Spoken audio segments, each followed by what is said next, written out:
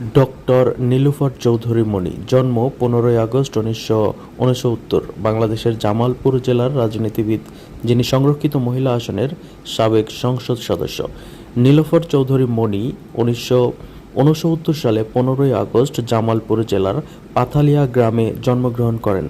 তিনি ঢাকা বিশ্ববিদ্যালয় থেকে 1995 সালে রাষ্ট্রবিজ্ঞানে স্নাতকোত্তর ডিগ্রি লাভ করেন। 1998 সালে একই প্রতিষ্ঠান থেকে এলএলবি ডিগ্রি লাভ করেন। 2011 সালে নারীর ক্ষমতায়নের উপরে পিএইচডি ডিগ্রি অর্জন করেন। ব্যক্তিজীবনে তিনি 2 সন্তানের জননী। নীলুফার চৌধুরী মণি বিএনপির কেন্দ্রীয় কমিটির সহ-সম্পাদক ও বাংলাদেশ জাতীয়তাবাদী দল তরুণ প্রজন্ম দলের প্রধান সমন্বয়ক।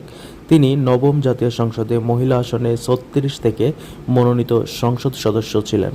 বিএনপির সাবেক সংসদ সদস্য ও ইলেকট্রনিক প্রচার মাধ্যমে টিভি টক শোর নিয়মিত মুখ নীলুফার চৌধুরী মণির রাজনীতিক হওয়ার নৈপথ্যে বাস্তবতার তথ্য এখন সকলের কাছে উন্মুক্ত।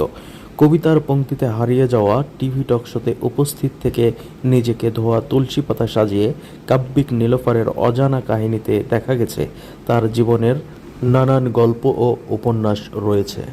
টিভি টক শোতে এসে রসালো এবং মধুর সুরে কথা বললেই তিনি সৎ এবং যোগ্য রাজনীতিবিদ হিসেবে পরিচিতি পাবেন, এই তথ্য সঠিক নয়। কারণ বিগত সময়, বিশেষ করে আওয়ামী লীগ ফ্যাসিজমের সময় সারা দেশের মানুষ দেখেছেন টকশোতে এসে যে সকল নেতাকর্মীরা সুন্দর সুন্দর কথা বলতেন, রাতের পর রাত টকশোতে বিভিন্ন বিষয়ে বিতর্ক তৈরি করতেন, তারাই মূলত আসল কালপিট ছিলেন ফ্যাসিজমের।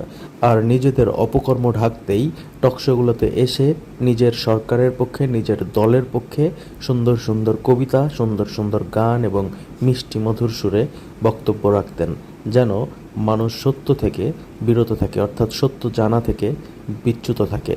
কিন্তু শেষ পরিণতি হলো আপনি কখনোই কোনোভাবেই সত্যকে ঢেকে রাখতে পারবেন না।